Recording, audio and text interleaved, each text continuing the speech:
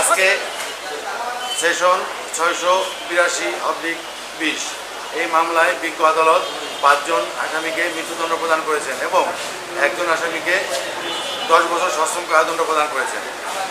5 জন আসামি একটি অটো ভাড়া করে এবং এই অটোর ড্রাইভারকে কিছুক্ষণ শহরের মধ্যে ঘোরাঘুরি করার পরে অটোর ড্রাইভারকে কোমরের বেল্ট খুলে বেল্ট দিয়ে গলায় শ্বাসরোধ করে হত্যা করে এবং খোদা বক্সরের দূরে এক জায়গায় ধান ক্ষেতের মধ্যে লাশ ফেলে রেখে অটোটা নিয়ে বসন্তপুরে বাদশা শেখের নিকট বিক্রয় করে।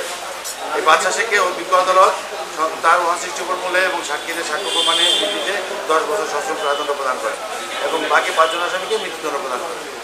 আমরা এই রায়ে সন্তুষ্ট। বসুন্ধরা টিস্যু, অশুদ্ধতার বিরুদ্ধে এক বিন্দুও ছাড় নয়।